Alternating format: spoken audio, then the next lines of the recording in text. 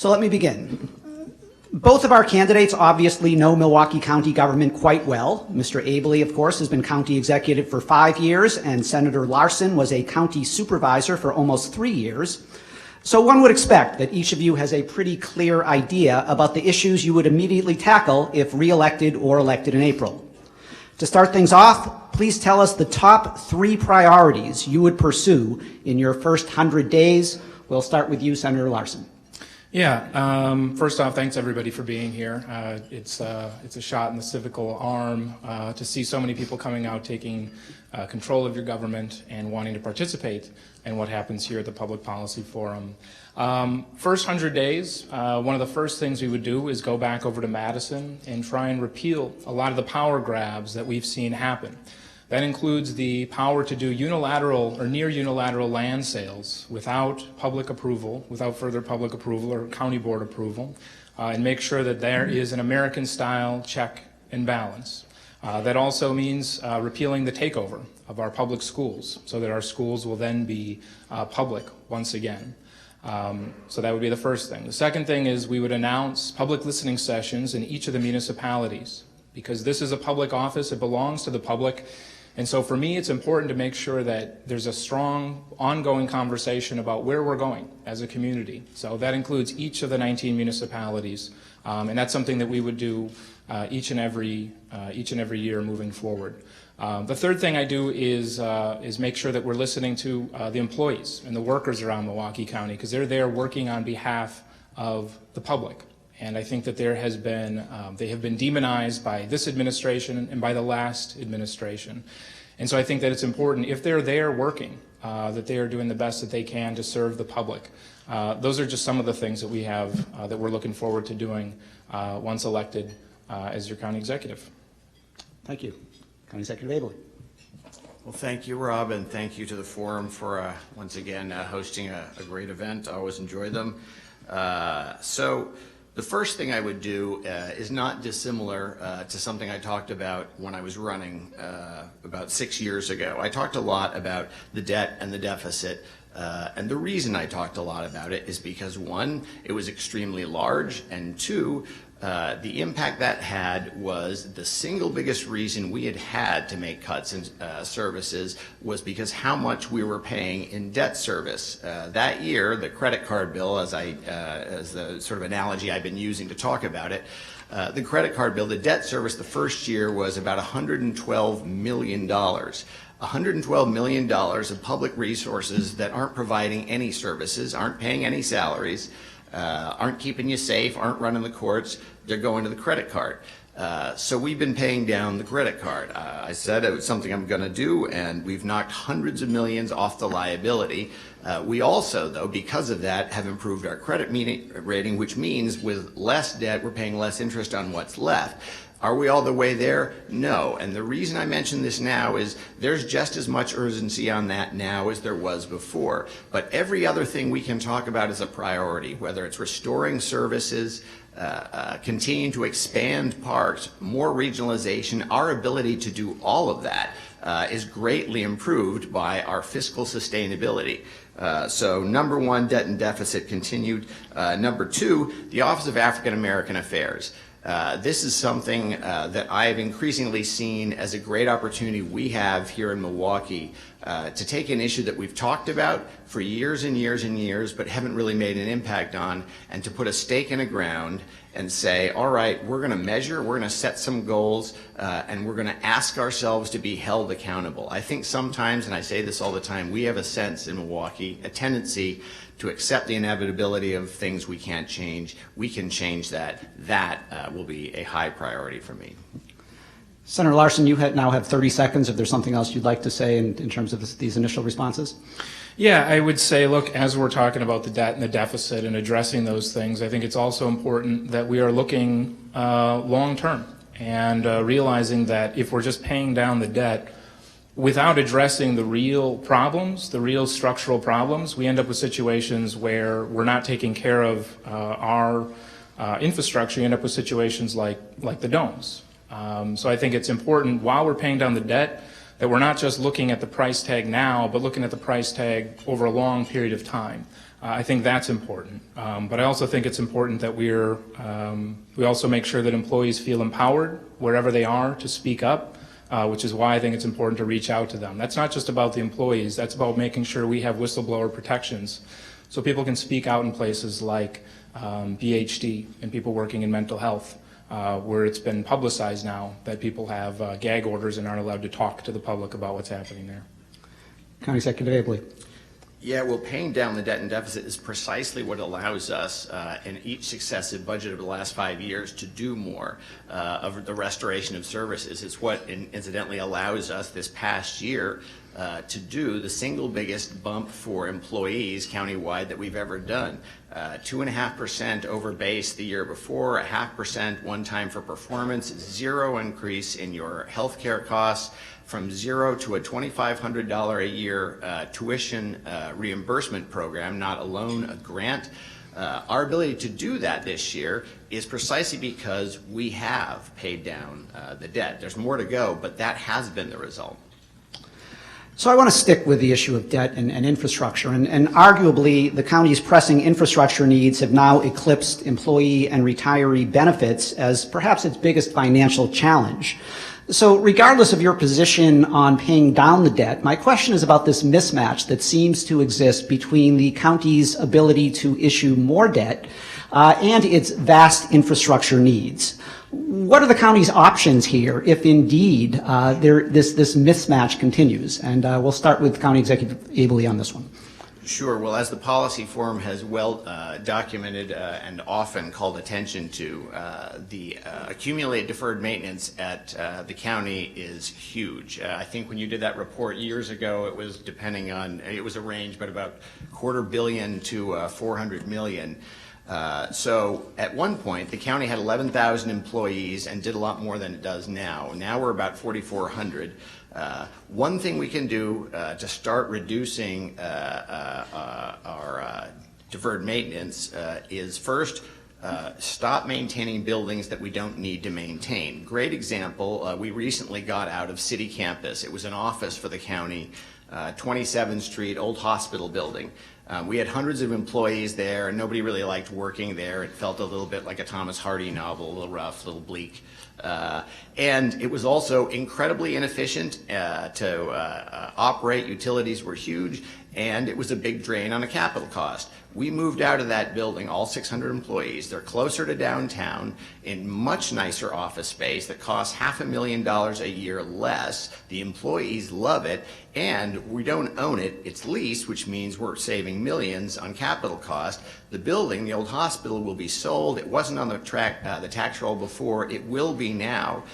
There's a lot of opportunities to do that sort of thing. So one, reducing the portfolio of what we need to maintain so we can concentrate on supporting and maintaining what we do need to maintain. And then second, more cash financing, less borrowing. That's something we've been doing for 4 years. Nice thing about doing capital maintenance with cash, you're not incurring interest, which means you've got this sort of virtuous circle, not unlike the fact that we've got lower debt service every year. Every time we do that, lower debt service isn't just a phrase. It means we're freeing up lots more cash every year to use on things like deferred maintenance. I definitely think it's a problem we can solve. We've made a whole lot of progress. We'll make more.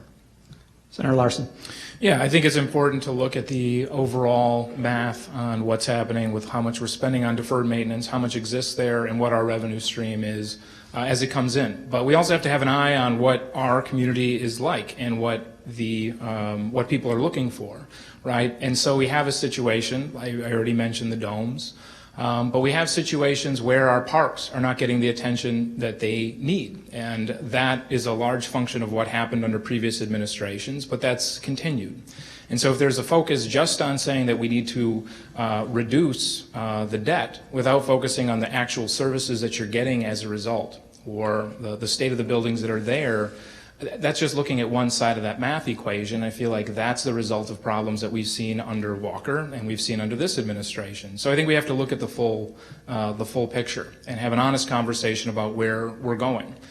We've seen what happens when you have the sugary sound bites, the sugary bumper sticker sound bites of we're not going to of what Walker had and what current executive has of when it comes to what the levy is going to be, and they let the board do the hard work, and then they pose for holy pictures and pretend that they did something great, without having a serious conversation about where we're going as a community. And I got to tell you, I've had a lot of conversations with neighbors who are saying, look, I used to live next to a quality park, and it's not that anymore. I feel like I've been ignored. And the number of conversations of people that I've had who have that soul connection to the domes or to the museum or to other county assets, and think, well, when are we actually going to start paying for these? And there was a time last year where there was a surplus, and the board put forward the option to spend $5 million to start addressing the mounting deferred maintenance in our parks. And some of that could have gone for the domes. This county executive vetoed it. And if we're not going to do that, we're not going to invest in our community when we have a surplus, when are we going to do that? County Executive Abele, you have 30 seconds to respond. Yeah, so the surplus, though, was coming from the debt reserve. I mean, every plan we have in this office, everything we want to add has to not just get paid for in the year that we propose it or put it in place. It has to be sustainable. Otherwise, we run back in the opposite direction and start decreasing our ability to add things. Yes, absolutely. I couldn't agree more. We have to obviously lower the debt and the deficit, and always with an eye towards why we're doing it, restoring services. The good news is we have been able to restore services. We've added over 150 acres to parks, and department after department, we're setting all-time records for service, but it's got to be realistic and paid for. Senator Larson, you now have 30 seconds. Yeah, I think, again, we've hit this one, I think, pretty clearly. I think we need to have a strong conversation about where we're going long term, and not just look at the where the debt is and where the debt service is. We have to look at what we're actually getting as a result of it. And I think most people would argue that, look, Milwaukee County is heading in the wrong direction, and I seek to turn that around, make sure we're moving forward again. So I'd like to stick with parks infrastructure for just one more question. County Executive Abele, you have pursued some controversial initiatives to transfer ownership of certain parks properties to the private sector, and also to transfer some maintenance responsibilities to a municipal government. Senator Larson, it appears based on your public statements that you disagree. I would like to ask each of you to clarify your respective positions on the ownership and maintenance of county parks and assets, and whether there may be circumstances under which other entities should take over ownership or maintenance. We'll start with you, Senator Larson. Thank you. Look, I was born here, I was raised here, I've lived here my whole life. And like many of you who share that same story, you have a soulful connection to our parks, right? I used to grow up hanging out in McCarty Park, would ride my bike and run on Oak Leaf Trail and the Root River Trail. And it's good to see that when our parks are taken care of, right, we have that pride. It's one of those things when we're traveling to other places, we can say, Milwaukee County has the best park system in the country. You have whatever you've got, but we'll take our parks, 9.8% of our county land. We have 156 of them now. And I want to continue to build on that success, which is why I pushed for a referendum to make sure that our parks are fully funded and that we can cut down on deferred maintenance there. And I do believe that those things should be housed at the county. And because I feel like the county is the place where they have been for over 100 years, and they can have that long-term vision. What I bristle at is the idea that we can start to break off a piece here, break off a piece there, and allow for someone else to manage it. That starts to unravel what's been referred to as our emerald necklace and starts to take a piece off. I think that it should be housed at the county, and there should be a long-term vision of making sure that every family has access to a quality park, the kind that some of us were lucky enough to grow up with. And that's where I find it very dangerous to see that the current county executive lobbied for the power to be able to sell parkland, to be able to sell land, including the airport, the zoo, the museum, and what we found out recently, 43 parks were included in that. And again, there's been no public explanation as to why that is. And I think that should get everyone to take a step back and say, look, suddenly our parks are in danger. And suddenly our airport is in danger of privatization. These are our public assets. They belong to the public. And I think we deserve an explanation as to why they're at risk But in the meantime, in 2 months, I promise to make sure that there is, again, American-style checks and balance so that we don't lose our parks again to the future. County Executive Abele. Sure. Well, one of the things I've mentioned to friends or folks who've asked about this is if it was my intent to sell off parks, I'm doing a horrible job of it because we've gained about 150 acres in the last 5 years for parks. For probably the better part of 20 years prior to being here and continuing now, I've worked with and supported and volunteered with an awful lot of nonprofits, including here in Milwaukee, specifically to preserve land. It's something I'm passionate about. And I couldn't agree more. I mean, parks are an incredible part, an important part of quality of life. They aren't just a luxury. They add so much value to community, and that's something I take seriously. The fact that we have so many Olmsted design, Frederick Law Olmsted design parks here in Milwaukee is something extraordinary and something I take very seriously and always will. I have no intention, nor will I ever, of selling parks. I certainly was supportive of the O'Donnell parking garage being sold to NML. I think when most people think parks, they don't think about a concrete parking garage with a lot of deferred maintenance, and probably the best time to think about conserving the land that is where that parking garage is right now was before we put a concrete parking garage on it.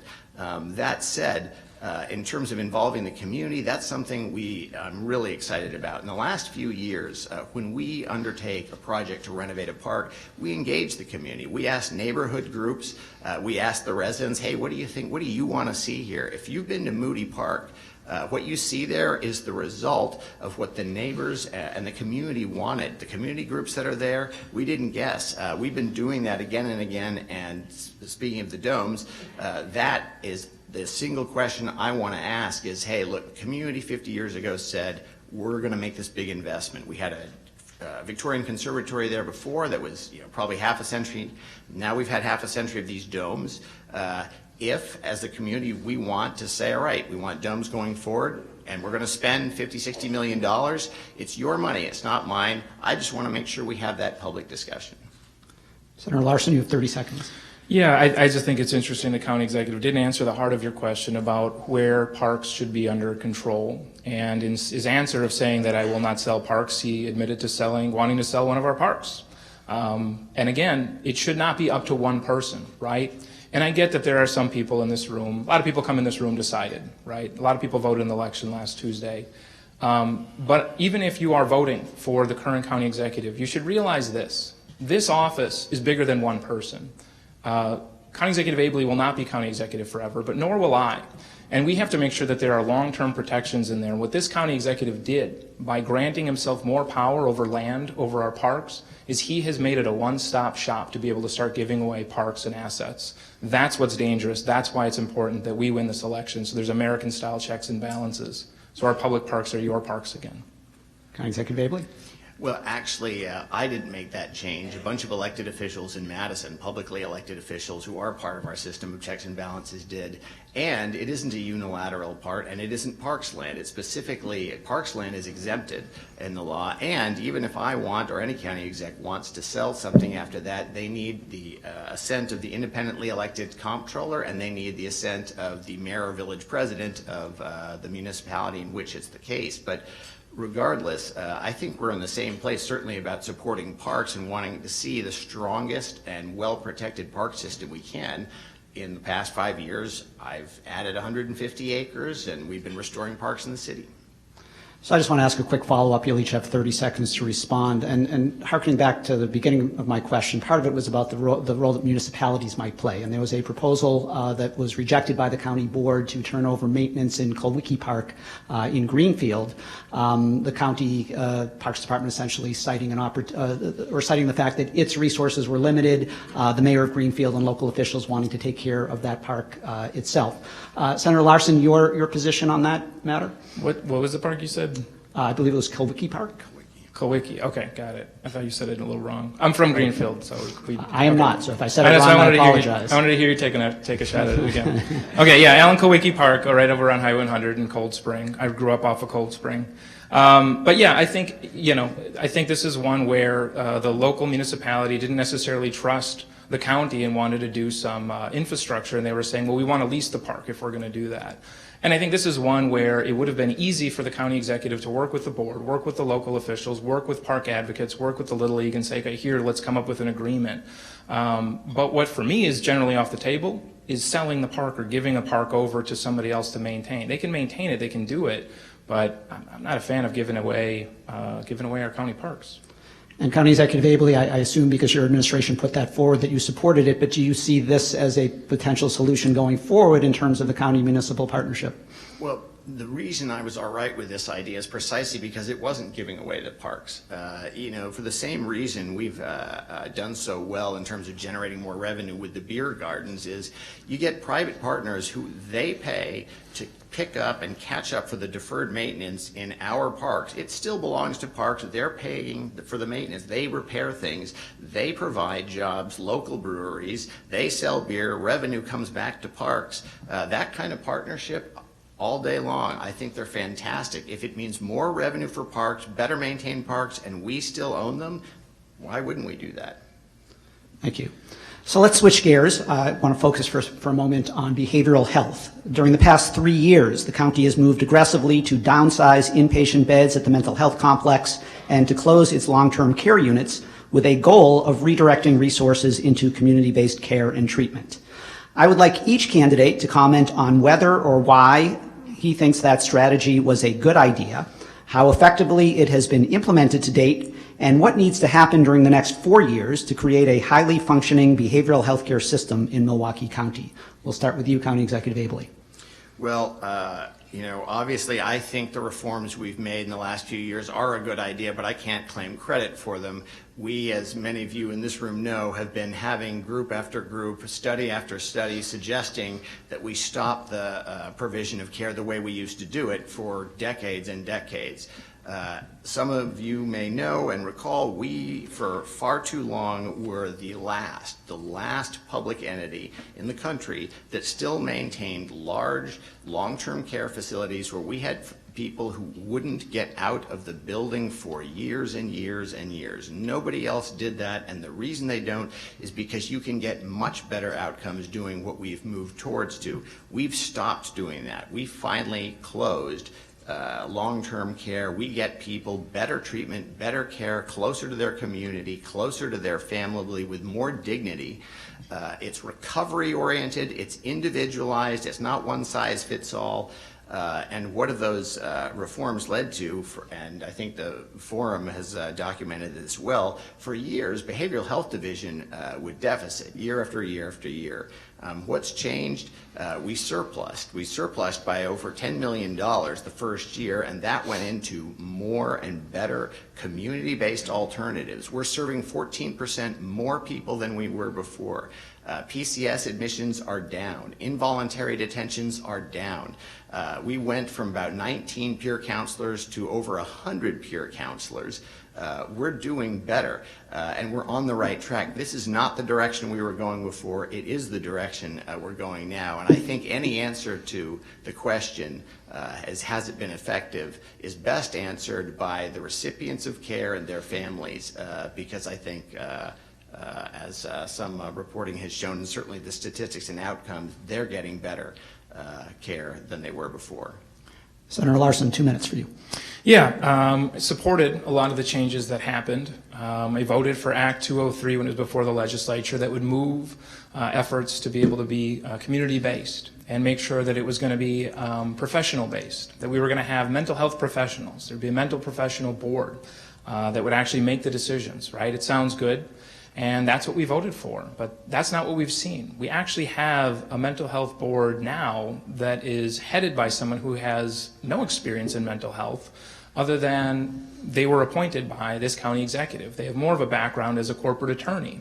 And instead of that board being responsive to the public, as was the intention of legislators, as was the intention of the public who wanted to see this happen, it's that board now is being viewed as an extension of the county executive's office and is responding to him and his directions instead of the other way around. And I'll give you an example. They requested care. They requested crisis resource centers, 2 24-hour resource centers, and they were turned down. by the executive. It was not in the budget. And when they were trying to figure out what their options were and making sure that this important community resource would be there, they were lied to and said that you don't have the ability to overturn the executive's decision. Now that is the opposite of what we intended when we moved this forward. Now what would we do? We would make sure when we are doing community-based care, the community is at the table. We will also make sure that the people who are working in BHD, people who are working in mental health, have the option of being able to reach out to their elected officials, be able to reach out to the public, and be able to talk to the press. Having a gag order that says that you can't even be sarcastic about what's happening at your workplace, even when you're at a bar, I feel is pretty stunning. But that's what this administration has done. So the idea of saying, well, look at everything is great, that's by design. You know, mental health care is messy. It takes a lot of attention. It's going to take a lot of work. And I look forward to getting to work on trying to make sure we do that. But to be clear, we will be working hand in hand with the community, not against the community on this. County Executive Abele, you have 30 seconds. Sure. Just quickly, what was asked for that wasn't given in the budget that the Senator Larson referred to was the extension for one of the resource centers for essentially a third shift. Otherwise, on a budget that's millions and millions and millions and millions, we said yes to everything. There is nobody who argues, nobody, that we aren't putting more resources than we were before. We are into the community. In terms of having, you know, who's on the board, well, the laws that you supported, and I appreciate it, Senator Larson, set up specific slots, but the board, which includes a lot of those professionals, they elect checks and balances, democracy, they elect their chair. I happen to think that Kimberly Walker is somebody that we can feel good about, and I don't question their decision, but that's their process. It's not mine. Senator Larson, 30 seconds. Just to give you a clear statistic about how this is failing and how this is not working, the number of people who are self-identifying as having severe mental illness has gone up in our jails. It has also gone up among our homeless population. And I think there's only one necessary or one required public listening session by the Mental Health Board. Think about that. For an entire year, you only get one shot to talk with them. And so as county executive, we'll make sure that we're increasing that number, make sure they are part of the community, part of the conversation, and that their contact info is publicly available so you can contact them. That's how you make sure you do community care right. And one quick follow-up on the behavioral health issue. So the 2 long-term care units have been closed. There is a move underway that has been stalled, at least temporarily, to also outsource the remaining 60 or so inpatient beds. First, County Executive Abele, then Senator Larson, your position on that issue. Sure. Well, this has been a long discussion, and we have talked with most of the members of the regional medical complex. Actually, a lot of folks I think are from there are here. That's Freighter, Children's, basically all the players and providers out near the grounds. And our initial thought is, look, if you guys can put together a proposal where you could do the provision of care at the level that we need, because that's crucial to us, that would be fantastic. And we have encouraged them and still encourage them to submit a proposal. At the end of the day, the single most important thing, certainly from my viewpoint, is just this, that we are providing the best care we can, the most sustainable way we can, the most consistent and monitored way we can, and that is what we'll be looking for. But obviously, we'd love to see the local groups put together a consortium. Senator Larson. Yeah, I've been monitoring it, been watching it, and the really frustrating thing is it's probably once a week now that somebody who has interactions in mental health at the county contacts me, but it's always in secret. It's always quiet because they worry about the repercussions. So I will say, look, if there's somebody who doesn't want to contract it, we'll make sure as a county, as a community, that we're taking care of our neighbors who need it the most. But being able to try to get clear information, that has been severely lacking right now because of the lack of transparency. So this is something that we'll have to assess once we get into office, and we'll consult with professionals on that. Great, thank you. Let's turn now to mass transit. The Milwaukee County transit system has faced a formidable budget hole since at least the mid-2000s. That problem has been temporarily alleviated in recent years, first with the use of federal stimulus funds to buy new buses, and more recently with the use of federal CMAQ funding. But those solutions are only temporary in nature. Please give us your assessment of the transit system's fiscal health and what needs to occur to get it on sound fiscal footing. We'll start with you, Senator Larson. We need dedicated funding to make sure our mass transit system works long term. I remember talking to Rob about this as a young, naive county supervisor back in like 2008, and having a conversation then about, what is it going to take to make sure we stop this retraction of the system, where at the time we saw it retract by 20% and fares had gone up by 50%. Where we had among the highest bus fares in the country. And he was saying, look, we need dedicated funding. We mapped it out, and we said, okay, let's get to it. We went out there, we worked, we pushed a referendum. Some people were against the idea of asking people about a sales tax increase. But we got out there and we educated people. We worked very hard, and we had a majority of people vote for it. To have a dedicated sales tax for parks, transit, emergency medical services, with a reduction in property taxes. The problem has been that the state hasn't done it. I haven't stopped caring about that. And even last week I was talking to two Republican leaders about how we could be able to get additional authority to pass a binding referendum to be able to get that sales tax. The problem is we are still among one of the last in the country to have dedicated funding. So you have to rely on hopes and prayers, where it was the Black Health Coalition and MICA that filed a lawsuit that was able to give us $11.5 million to expand routes, or the CMAQ funds, which Congresswoman Gwen Moore applied for and was able to get us. But that's not a long-term way to run our transit system, while we still have among the highest bus fares in the entire country, and still have largely that retracted system where folks can't get to jobs. So I ride the bus. I have a lot of friends who ride the bus, and it's important to me, and it's important to the economy to have a good system that that can be predictable and something that's going to function long term. So we would continue to fight for dedicated funding. So, keep that going. I know it's taken a while, but we'll get there, Rob. Thanks, Senator. Executive Abele. Well, I don't disagree that having some source of dedicated funding is something that we probably could all agree on. Right now, we're getting the county less funding for transit from the state than we were 5 years ago. One of the issues that that frames any decision we make anyone makes in this office is you've got to make your plans right now based not on what you like things to be, but what they are. So for 5 years, we've never raised fares and we've never cut routes. And yeah, part of it was the CMAQ grants, but actually we worked, and I appreciate Congresswoman Moore's support. We spent a lot of time working on that as well. But a lot of it was the county puts more tax levy. I mean, we're backfilling locally to not into transit so that we don't raise fares, so that we don't cut routes, precisely because I couldn't agree more how crucially important it is that we keep getting people to work and getting them to school and getting them where they need to get. And the scale that we're talking about isn't small. It's not hundreds, it's thousands. Probably 40,000 every single day just from home to work.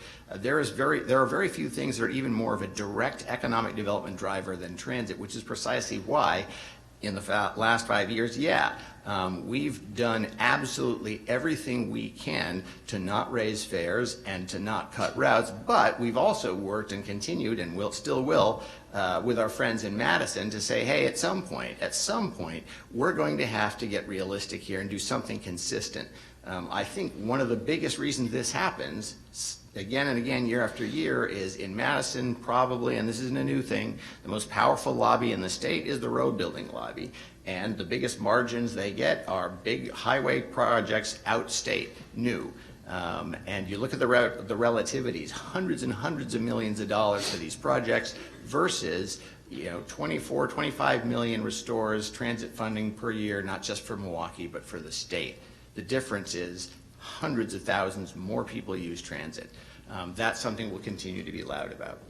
Senator Larson, you have 30 seconds to respond. Yeah, I think that we'd be remiss if we did not talk about the transit strike. The first time the county was directly in control of negotiations with the bus drivers. Before that, MCTS was a separate entity operated by MTS that was a separate company. There was a public effort by the current county executive to try and privatize to an out-of-state company to come in, manage, and maximize profit from our transit system, right? And when that happens, they're trying to figure out where they can extract money. That either hurts the workers or it hurts the consumers. And as a result, they said no to that, but the first negotiation resulted in the first strike in 37 years. And I think, look, it's important when you have that service to make sure you're working with workers, make sure that you are not causing a disruption in service, especially in the middle of Summerfest of all times. County Executive Abele. Yeah, the firm that Senator Larson mentions was MV. The reason we looked at working with MV, they are the largest minority-owned public provider like this transit company in the country. They work with hundreds of cities. They had a contract legally signed that would have been $75 million more in service than we have now. And to put that in perspective, that would have been the single biggest increase in funding in probably the prior decade at least. And yeah, I'm always going to look at an option like that. But in terms of the last 5 years and the strike, one of the issues, again, that we have to work with is we've got a finite budget. We offered with ATU a big increase. I mean, a cost that we all have to pay for of millions more than what we were getting before. And sure, it might not be as much as they'd like, but we have to work with what we've got. And you know, nobody was more frustrated with having to interrupt people getting to work. God knows, than I. That's why we spent so much time moving in their direction during the negotiations. I mean, the fact is, Rob, sorry. I'll let you go I let County Executive Abele go over. I'll let you have 15 seconds. Thank you. I just say, like, look, it was clear that they were not going to go to arbitration until there happened to be a political contest where someone else was running for county executive. And then suddenly there was a rush to the table to find an agreement to make sure that they could get through it. And so I think, you know, we get the election year conversions. I think people can see exactly what's going on. And that's why we got a majority of the vote on Tuesday, and that's why we're going to win in a few weeks. People want to have a voice. People want to be heard. They don't just want false promises when it's election time. I'm going to cut. Thank you. Let's shift gears again to public safety, more specifically the sheriff. County Executive Abele, you have proposed deep cuts in the sheriff's budget during the past 5 years. Those obviously have been vehemently opposed by Sheriff Clark, who has argued that such cuts would impede his ability to fulfill his constitutionally mandated duties. I would like each of you to explain your position on funding for the sheriff's office and also on the sheriff's office's appropriate role in public safety in Milwaukee County. And County Executive Abele, we'll start with you. Well, for the record, I am again being sued by the sheriff, something about limiting free speech. I've joked to a few people that if this is limited, I'm really curious to see what unlimited is. So here's the thing. Public safety isn't a joke. Public safety is very serious, and when we're paying for it with your money, it's all the more serious. As it happens, the budget we proposed this year was not a cut. The tax levy that we proposed putting into the sheriff's budget this year was the same amount we put in last year. As you know, probably better than most organizations in the state, cost to continue is very different than the levy that we put in.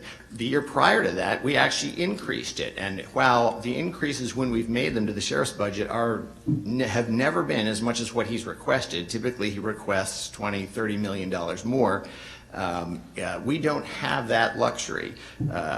As many of you know, we are one of the only counties in the United States that's fully incorporated, and what that means is that every inch of the county, in addition to having the sheriff, has its own police department, and we've got some great police departments. The reason we're one of the only counties in the country that has that is because most counties that are similarly situated realize there's a lot of redundancy. The sheriff's department still represents an enormous percentage and the biggest hit on the local tax levy. What matters to me most is what is the most effective, data-driven results, ROI for public safety that we can get. We've worked very hard also to restore other parts of the criminal justice system, which, as everybody here knows, If you fund courts, fund DAs, fund public defenders, victim witness advocates, all of which we've increased funding for, if you reach out to police departments and say, hey, we'll help you with ShotSpotter, we have. We'll help fund your training for your officers to deal with folks with mental illness, we do. We'll pay 100% for your CART teams. We're the only county in the country that does that. It's because the goal isn't just sheriff's department or who's doing it. The goal is most effective provision of public safety, and I think it's really important, finally, that we have a serious conversation in this community about what that structure looks like. Senator Larson. Yeah, I think it's important to have a clear, sober conversation about what's happening with public safety, what's happening within the sheriff's department, and figure out where we want to go. But I would say what shouldn't happen is what's been happening, where it's obvious a personal feud between two constitutional officers has resulted in a lack of deputies, to the point where if anybody here has friends who are deputies or who were deputies, they've been cut. They've been cut drastically, where the people who are left are forced to work overtime, forced to work double shifts. They're miserable. They're not able to do their jobs as effectively as they could otherwise. So while while we are waiting to have this conversation about the future of the sheriff deputies and the sheriff's department, public safety is being put at risk. So I would say, look, as much as I will probably not get along with the sheriff, he's a constitutional officer, and we agree on some things. Our priorities align on some things. So those are the places where we're going to try and build off of. Especially when it comes to things that are, one thing that's important to me, has been important to me for my whole life ever since I was in high school, is addressing drunken driving. And just this past weekend, our deputies were able to get 15 arrests for drunken driving or suspected drunken driving. That's something where the sheriff and I agree. That's something where we can work to make sure that our highways are safe. But what we won't do is try and say and just give blanket cuts. And this is one where I agree with the Public Policy Forum, where there are just arbitrary cuts thrown in. I don't know if it's the entire budget is done and whatever the balance is just gets thrown at the sheriff and he has to try and figure it out. That's not a way to budget responsibly and to be able to address public safety. We'll do it in a more respectful way, making sure that everyone's public safety is a priority. County Executive Abele, you have 30 seconds. Sure. Well, as you know and have documented, the cuts in deputies occurred, certainly the majority of them, long before I got there. The sheriff had lowered the number of deputies he had from at one point 700 and change down to 300 and change, something like that, before I ever got there.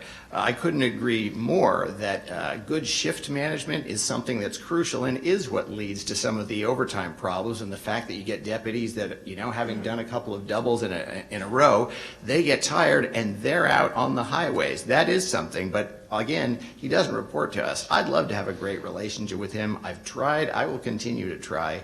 But in the meantime, I can give him the budget, I can suggest ways to manage overtime, and at some point hope for his deputy's sake that he takes us up on it. Senator Larson, 30 seconds. Yeah, I mean, the number of deputies that started when Abele started was 350, and now it's down to 250. And so we've seen a continued downward slide of the number of deputies who are out there. There's been opposition to deputy trainings because they're not able to predict with a clear budget about where they're going to go. And I would say this, I trust our deputies enough that when I'm elected county executive, it'll be law enforcement that is responsible for my public safety, the same as it is for everybody else. And we'll do away with the Hollywood-style security. And I think that's important because at the same time as we've seen a cut in what's in the sheriff deputies and in the sheriff's department, your public safety, we've seen an increase and we've seen private security for this county executive. So my last question before we get to questions from the audience, I'm going to try to circle back really to the beginning and to sort of the underlying theme for many of these issues, and that is that for each of these issues, the county's finances really have a huge role in determining how they can be addressed. Despite the real progress that has been made, the fact is that the county still has a structural deficit, that there's an imbalance between its expenditure needs going forward and the ability of its revenue streams to expand to accommodate those needs. So let me ask you, what is your assessment of the current structural deficit facing the county, and how will you address it over the next 4 years? I've lost track. I think we are starting with County Executive Abele. Can anybody help? Who think went it's first? me. I'm sorry. I'll take it. It is you. Wanna Senator flip it? Larson, Okay, you get to okay. go first in that question. Yeah, I think, I mean, this is going to be the toughest one. This is one where, you know, when I was telling people I'm running for county executive, they're saying, you know, you've got this structural deficit that still has yet, that's still lingering, right? It's the dark shadow over the future of the county. For us, it's about, again, making sure that we're addressing the cuts in a clear, sober, long-term way. It's not going to happen immediately. But I think the important thing is that we continue to make sure that the county is together, that we are not looking at things about what's been happening, which is the ability to be able to sell off, give away, fold under different departments or county assets. I think we want to make sure that we are addressing the deferred maintenance on those things that we care about the most, like our parks, the things that people see the most.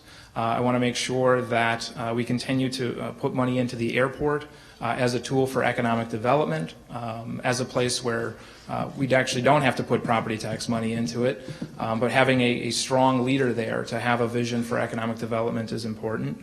And I think it's about making sure that we are again going after dedicated funding to make sure that we're addressing the biggest needs in parks and in transit. Those things are important. And I think it's about doing away with the gimmicks, which is like every single year that instead of actually addressing it in a clear, sober way, there's a back and forth between the board and the executive, and there's never that clear conversation about where we're going to go as a county. So I'd say that, but the thing that I worry about the most is, and that I fear, is that the new powers that have been sought by this county executive in Madison were done in a way to start to extinguish some of the structural deficits and sell them off, give away, with limited public input, with limited public oversight. And we've seen that with the land deal, but there's also two other bills that a lot of people might not know about, where this county executive is seeking near unilateral authority on budgeting and near unilateral authority on policy making. That's where I feel very strongly the public needs to be at the table as we're having this conversation about the county's long-term future. And this county executive has taken that behind closed doors. County Executive Abele, 2 minutes.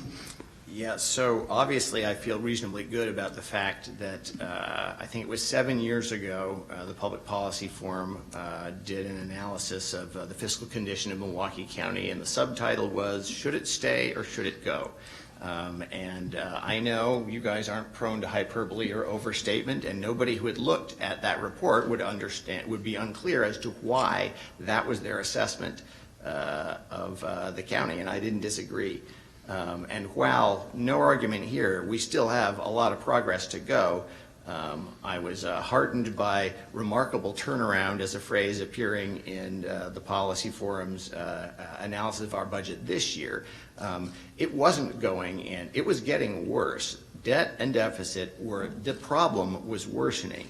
In the last 5 years, the number of things we've been able to do programmatically in terms of setting all-time records for the service levels we deliver in departments, winning statewide and national awards, serving thousands more people, adding land to parks, none of that would have been possible at the same time as we're lowering the deficit if we hadn't cleared up a whole lot of that structural deficit. The credit card bill is still too big, but it's a lot less than what it was. You don't have to speculate about my ability to reduce those liabilities. I've done it, and we're going to keep doing it. And the good news is I've got the best team I've ever had. We know more about what we're doing, and we're just getting started. There are a lot of things we can do that have nothing to do with gimmicks. I'm a big fan of objective measurement and being held accountable, not for what we say we're going to do, but for what we get done. And that's what I hope is always the case for me, for Senator, for anybody in elected office. It should be. But we have absolutely made a difference. And finally, just a comment on, you know, Senator Larson, a number of times you brought up the Hollywood security. You know, for what it's worth, and I mentioned this before, I don't think there's anybody in the room who thinks I'm looking for ways to waste money. I really don't. And I also don't think, we've both talked about how seriously we take public safety. But as I said before, if you had reason to believe that you needed personal security, not only would I not begrudge you that, you've got kids in a family, I do too, I'd help you get it. Senator Larson, you have 30 seconds. Yeah, I mean, on the security, I think having the publicly available, publicly trained law enforcement has been good enough for the mayor. It's been good enough for every county executive, except for this one. And to be clear, I've had threats, right? Me and my wife, our house was threatened to be burned down just a few years ago. And we get that. That's part of the risk of being in public office.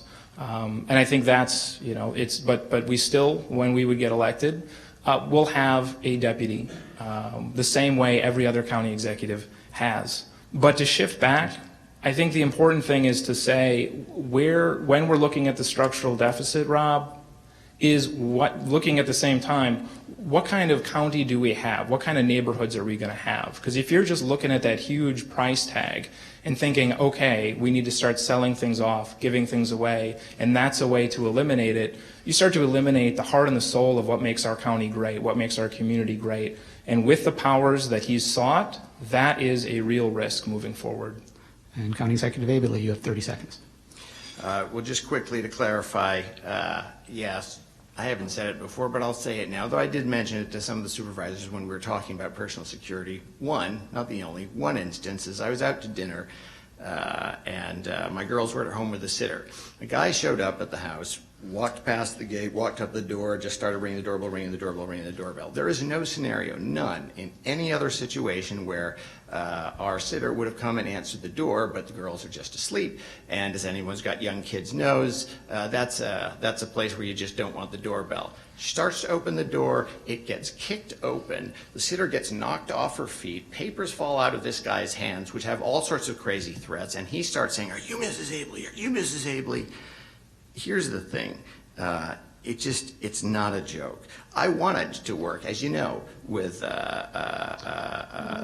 going to have to ask you to wrap up this answer. So, but as you also know, the sheriff didn't. The sheriff's office was, and you'll find there sometimes happens, not complicit. Hollywood Group, it isn't. They work with the NSA, the CIA. They hire only vets that they don't own. We don't own. Nobody paid for a truck or an SUV. well, we'll have other opportunity probably, but I do want to get to audience questions because we have several good ones and Great. don't have a lot of time left. I am going to change the ground rules to say maximum 60-second response for each of these audience questions and no opportunity to rebut or respond. So the first one, within Milwaukee County, do you feel that city needs and expectations differ significantly from suburban needs and expectations? If they do differ, please say how, and what does this direct us to do? And we will start with County Executive Abele. Well, they absolutely do. Obviously, there's 19 municipalities. The city's just one, but it represents a little over 60%, just about 60% of the population of the county. The vast majority of issues around poverty and crime are in the city. The vast majority of the county services, most of which are social, apply in the city.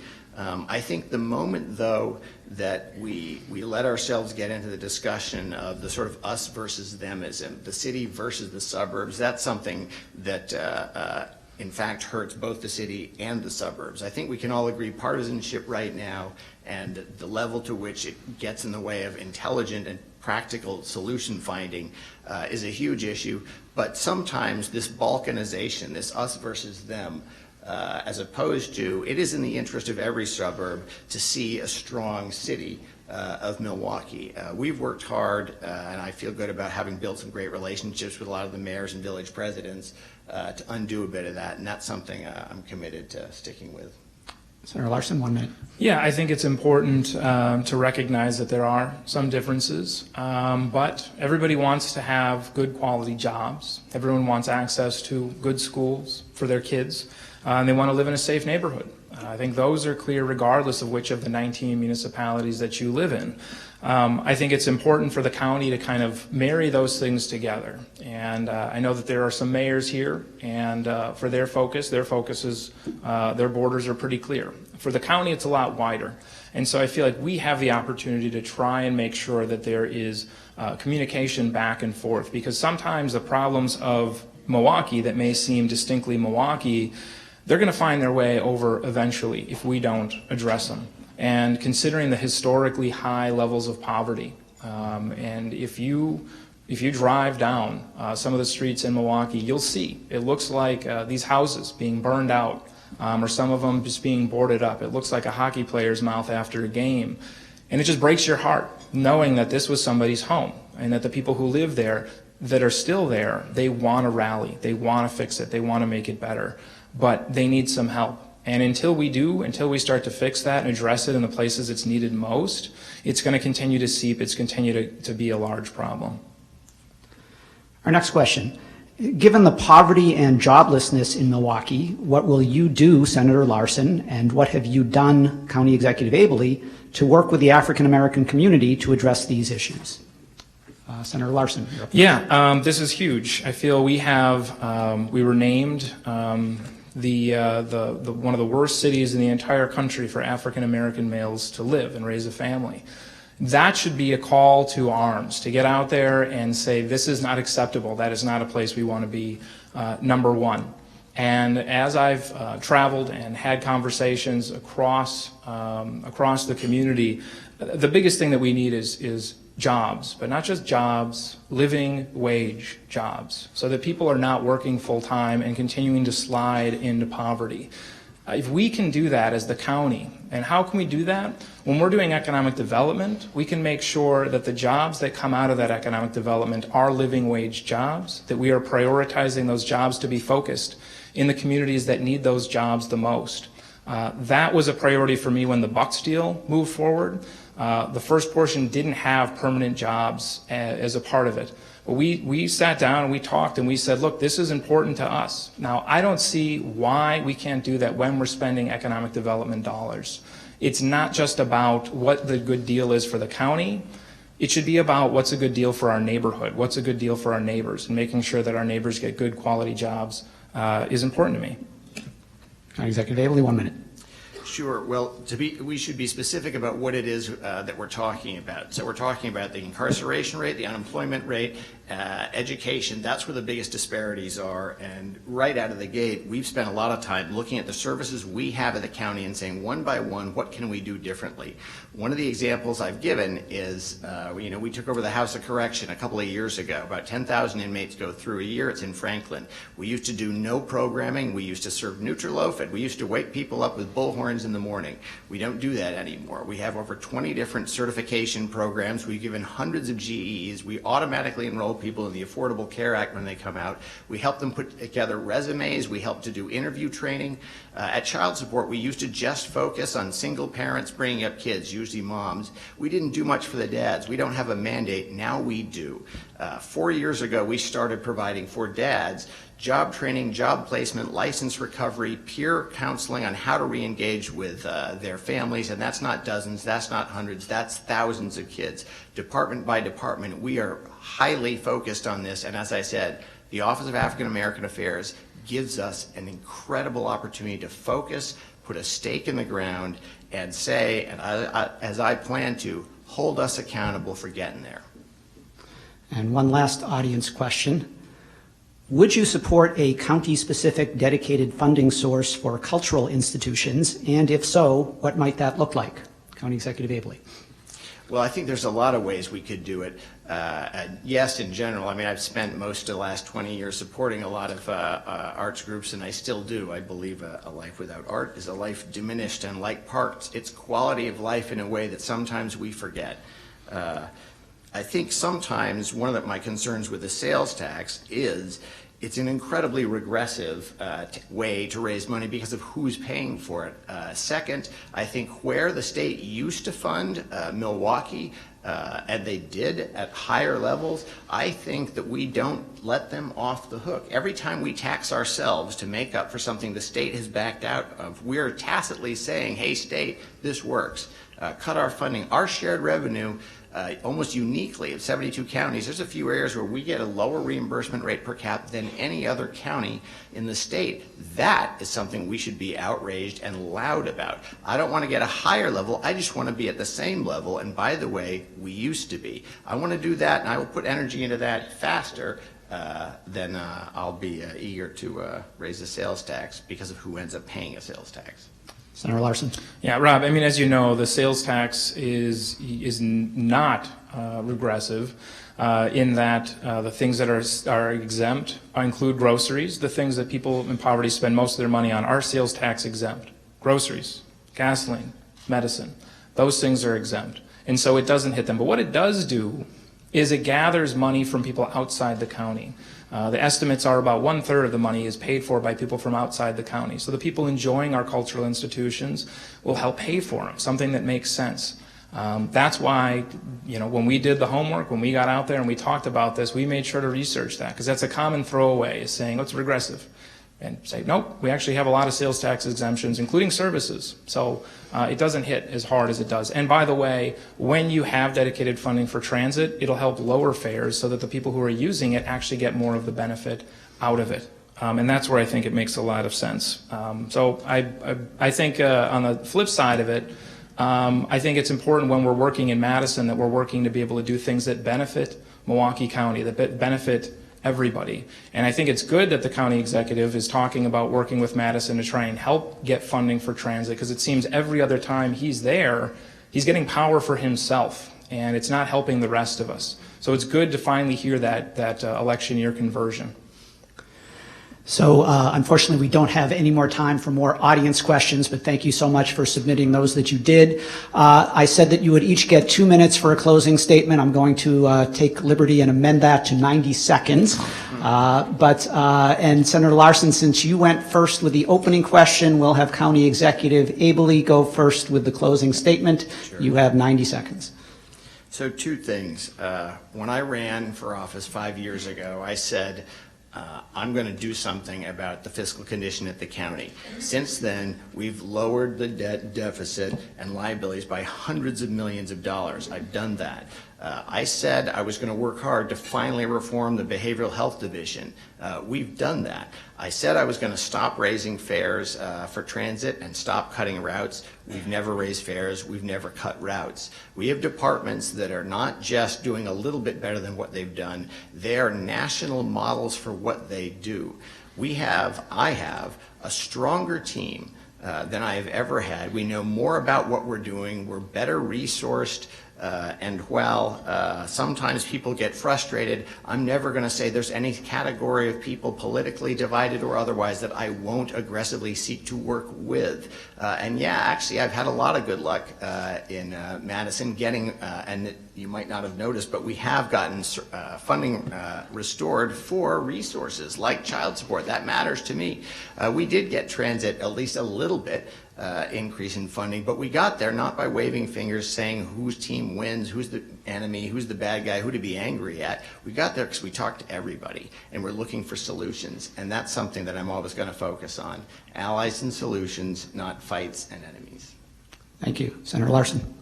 I've enjoyed this. This was fun. I had a good time. I think they've had a lot of people come up to me over the last week saying, how the heck did you win that primary after being outspent 20-1? And the answer is pretty clear. I'm from here. I was born here. I was raised here. Lived here my whole life. And the reason I'm running is to stand up for my community, from the power grabs, from the veil of secrecy, from the bad deals that we only find out about when it's too late. And because I have an 8-year history standing up for working families. I come from a working family. And that's who I am. That's where my heart is. And that's what I bring. And people know that they can get a hold of me, and they know that as county executive, that'll be the same. You will have a community voice, an advocate for the middle class in the county's highest office, someone who's going to get back to you, not just when you're in trouble, not just when you need it, but before that. We have a conversation about where we're going to go as a community. So with that, we've got 6 weeks, 1 day, and then the real work gets started. I'm not going to do it all on my own.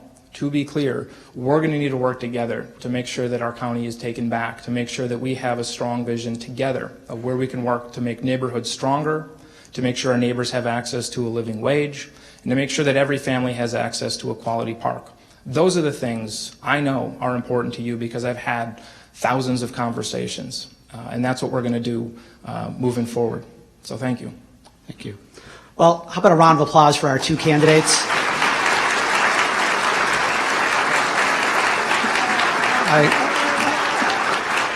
I want to thank each of you for a very thoughtful, dignified discussion this afternoon. And I don't know about anyone in this room, but I know I've made up my mind. I'm going to vote for Chris. Sorry, couldn't resist. I would also like to again thank our sponsors, Associated Bank, Greater Milwaukee Association of Realtors, Michael Best and Friedrich, and Wisconsin Public Radio. Please stay tuned for upcoming forum research reports on the teacher workforce in Metro Milwaukee and the second installment in our series on municipal marijuana policy in the city of Milwaukee. We are also hoping to have a City of Milwaukee mayoral debate next month. Stay tuned for details. Finally, we have set the date for the 2016 Salute to Local Government. That will be held Tuesday, June 21st, right here at the ICC. The nominations process will be launched this week, so please look out for that announcement in your inbox or on our website. With that, we are adjourned. I want to thank all of you for coming this afternoon.